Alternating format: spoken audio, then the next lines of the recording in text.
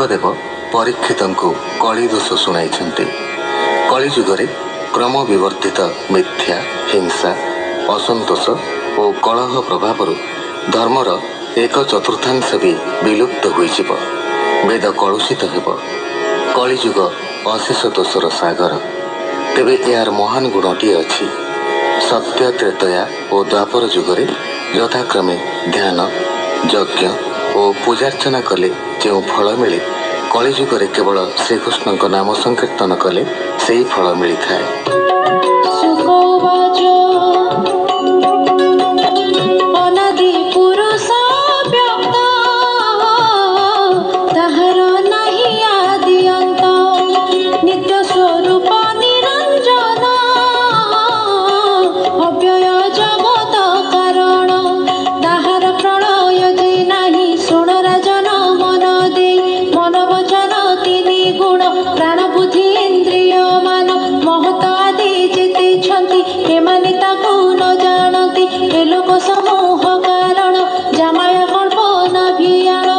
স্বপ্ন জাগ্রত যার নাহি,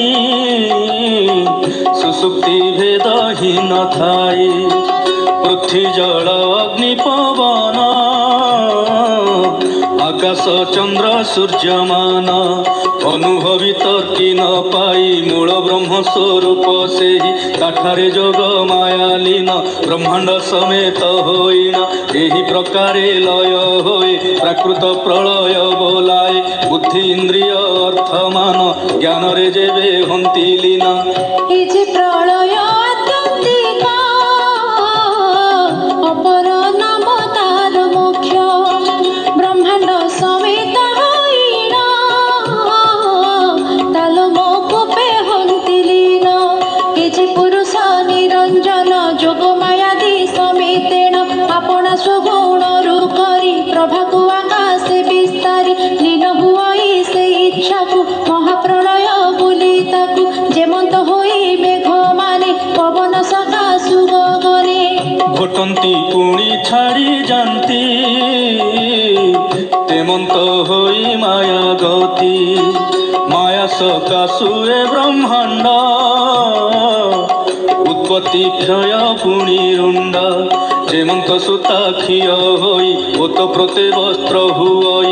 সে বস্ত্র ফিটিলে সে সূত্র, হেমন্ত ঈশ্বরর যন্ত্র।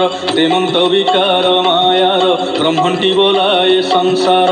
যোগ মায়া পুরুষ ঠারে কার্য কারণ যে আবরে।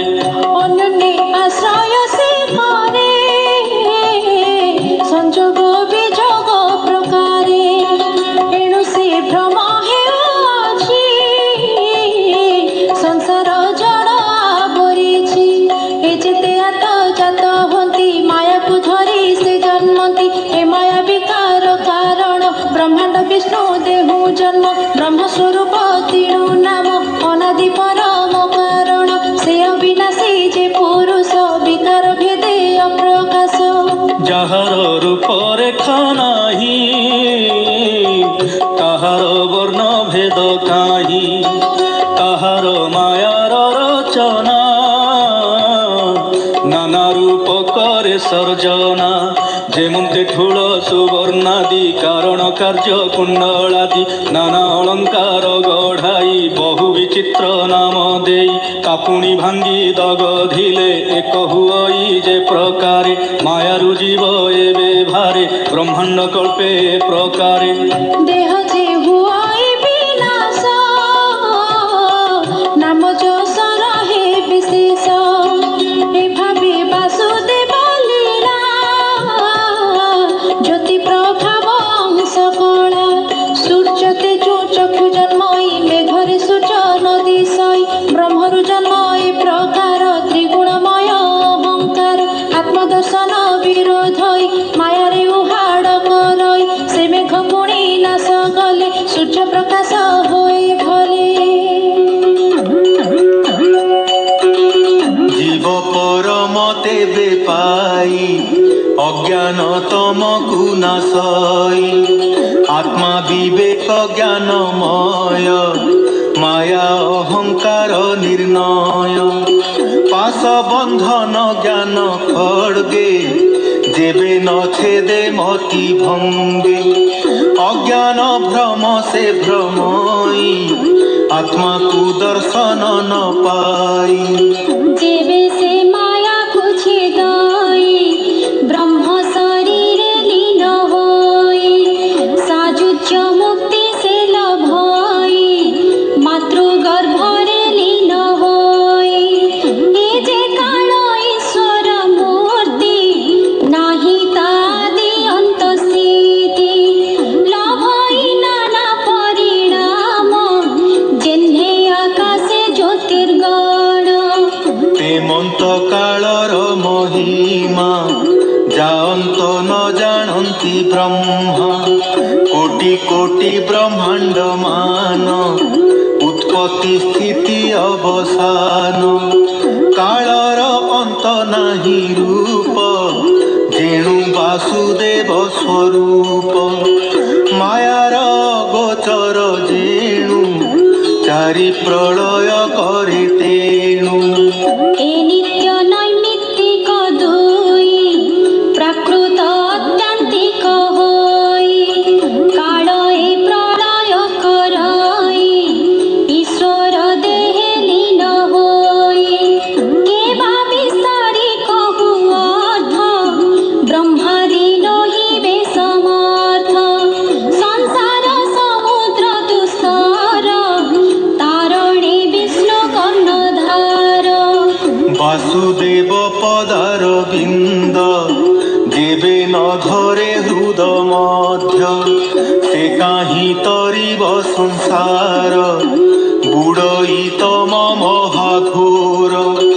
বইত আশ্রে বিনা প্রাণী বাণিজ্যে সমুদ্র নজিনী তালীলা অবতার কথা শুনিলে খণ্ডে ভব ব্যথা পড়ি গায়ন কলে প্রাণী তরে সংসার তরঙ্গিণী শ্রী ভাগবত পুরাণরে অমৃত পুরিছি বিস্তারে এ তত্ত্ব ভাগবত যেণু পুরাণ ভাগবত তেণু এ যে পুরাণ রস গীতা প্রথমে কাক্ষর কথা বৈকুণ্ঠনাথ মুখুজাত প্রণব স্বরূপে সম্ভূত তাকু যে তিনি অক্ষরেণ অনন্তে উপদেশ পুণ পুণ চৌবিংশ অক্ষরে অনন্ত ব্রহ্মাঙ্কু যে দেলে ব্রহ্মাঠারু চারি শ্লোকেণ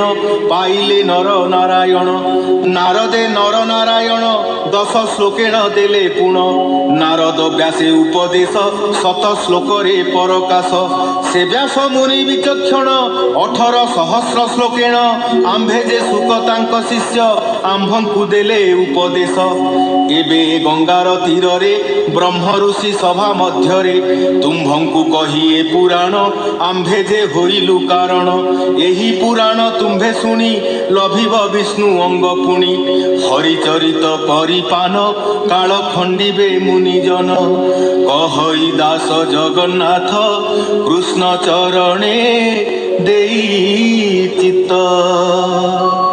इति श्रीमद्भागवते महापुराणे पारमहंस्यां संहितायां 12 स्कन्धे 4र्थोऽध्यायः।